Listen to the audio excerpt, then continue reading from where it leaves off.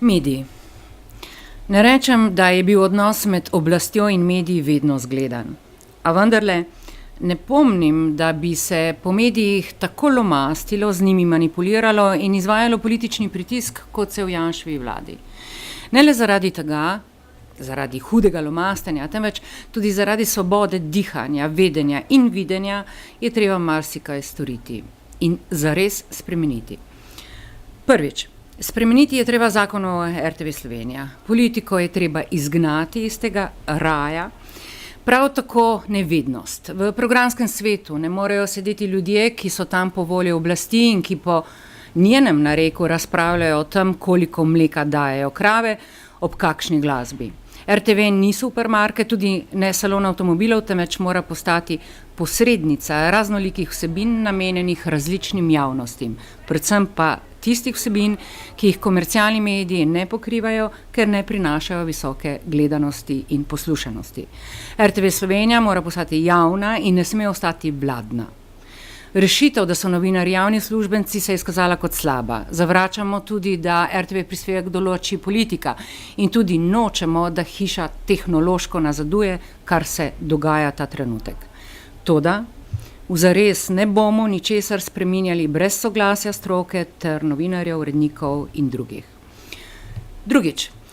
Zasnovali bomo drugačne oblike državne pomoči za uresničevanje javnega interesa na področju medijev. Ne zdi se nam prav, da dobivajo denar mediji, ki izkazujejo dobičke.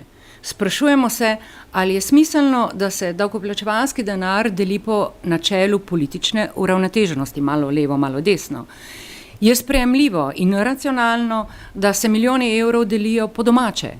A res hočemo, da se tako prikrito plačuje volilna kampanja strank? Skratka, smo proti tako imenovanem skladu za pluralizacijo medijev, ki medije, na videz paradoksalno, spravlja v še večjo odvisnost do oblasti. Smo pa za podporo posebnim, ozko specializiranim in tržno šibkim medijem.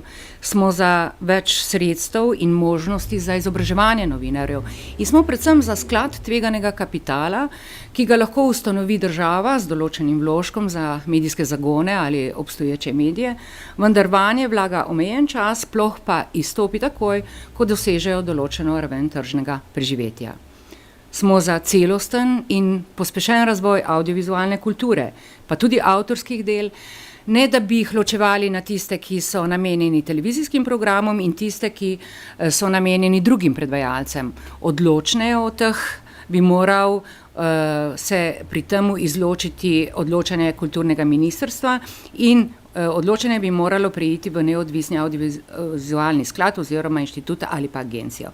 Skratka, smo za posredne podpore z jasnimi cilji in merljivimi rezultati in ne za hranjenje političnih apetitov.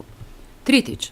Čeprav je slabo, da se medijska zakonodaja spreminja vsak mandat, smo za korenite konceptualne spremembe medijskega zakona, ker so nujne, predvsem tiste spremembe, ki zagotavljajo medijsko svobodo in avtonomijo novinarstva. V sodelovanju s stroko in civilno družbo bomo poiskali boljšo ureditev pravice do odgovora in popravka, ki urednike zdaj spravlja ob živce in še druge rešitve, ki vam jih ne utegnem našteti. Skratka, načrtov je dovolj, izpostavila sem jih le nekaj. V stranki zares jih podrejamo enemu načelu. Svoboda izražanja je absolutna, omejena pa le v primeru, če ogroža svobodo drugega.